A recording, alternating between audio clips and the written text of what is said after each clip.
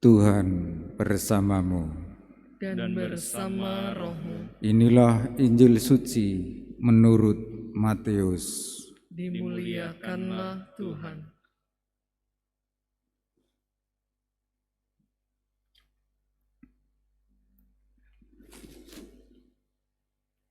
Sekali beristiwa, pergilah seorang dari ke-12 murid itu yang bernama Yudas Iskariot kepada imam-imam kepala. Ia berkata, "Apa yang hendak kamu berikan kepadaku supaya aku menyerahkan dia kepadamu?" Mereka membayar 30 uang perak kepadanya. Dan mulai saat itu Yudas Iskariot mencari kesempatan yang baik untuk menyerahkan Yesus. Pada hari pertama dari hari raya roti tak beragi, datanglah murid-murid Yesus kepadanya dan berkata, "Di manakah engkau kehendaki kami menyiapkan perjamuan Paskah bagimu?" Jawab Yesus, "Pergilah ke kota, kepada si Anu, dan katakan kepadanya, beginilah pesan Guru. Waktuku hampir tiba, di dalam rumahmulah aku mau merayakan Paskah bersama-sama dengan murid-muridku." Lalu murid-murid melakukan seperti apa yang ditugaskan Yesus kepada mereka dan mempersiapkan Paskah.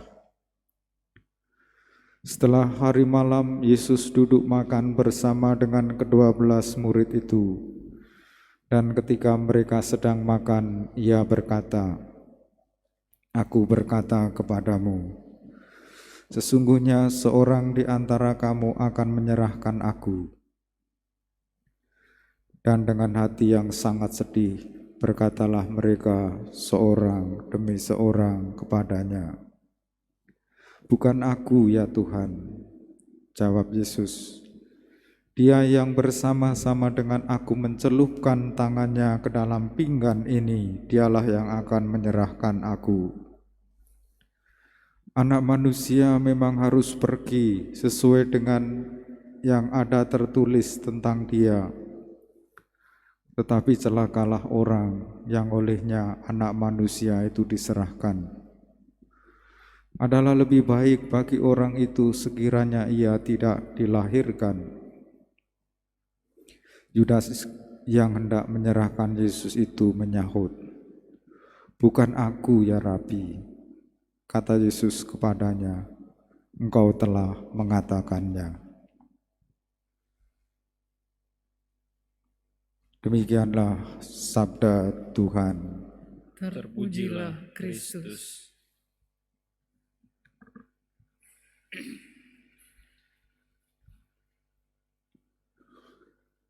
Umat Allah yang terkasih,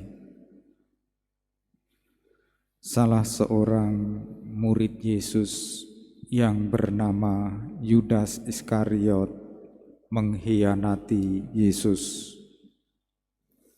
dengan harga 30 uang perak. Dengan bayaran 30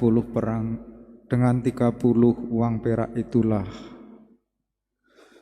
Yudas Iskariot mencium Yesus dan para serdadu-serdadu menangkap Yesus.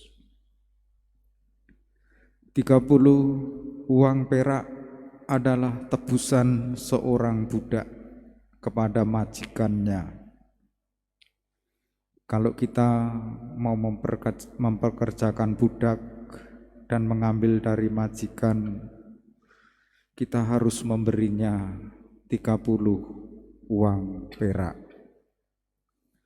Jadi Yesus dihargai seharga seorang budak. Apa yang dilakukan Yudas Iskariot tidak terbayangkan. Pastilah dalam pikiran Yudas Iskariot, Yesus bisa menyelamatkan diri.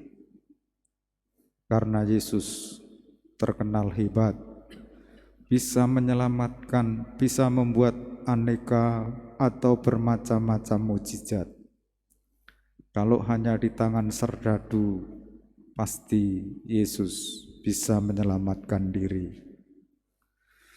Tetapi nyatanya, atas pengkhianatan Yudas Iskariot, Yesus dihukum mati. Karena merasa bersalah, Yudas Iskariot akhirnya mati gantung diri. Sebelum hal itu terjadi, sebenarnya Yesus mengingatkan Yudas Iskariot untuk bertobat dengan berkata, "Aku berkata kepadamu, sesungguhnya seorang di antara kamu akan menyerahkan aku." Kata-kata itu tahu ditujukan kepada siapa, tetapi Yudas Iskariot tetap pada keinginannya karena ia seorang bendahara yang tamak. Yesus pada malam perjamuan, ketika Yudas Iskariot menjawab, "Bukan aku ya Rabi," Yesus dengan jelas mengatakannya, "Engkau telah mengatakannya." Tetapi toh Yudas tetap melakukan pengkhianatan. Kita sebagai murid-murid Tuhan barangkali melakukan hal-hal kecil, kesalahan-kesalahan kecil, dosa-dosa kecil yang dianggap biasa saja.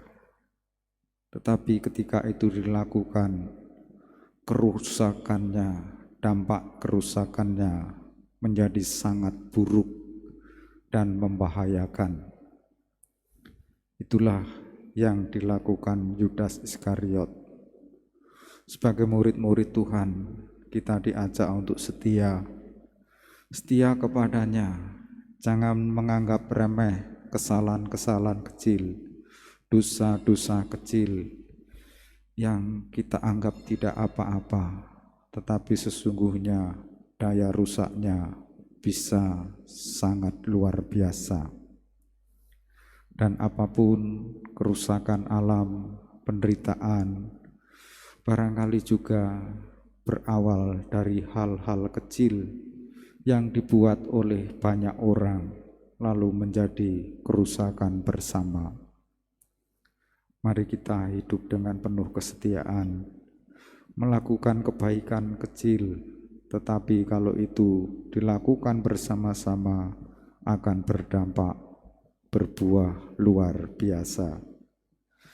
Kita satukan doa-doa kita bersama persembahan di altar.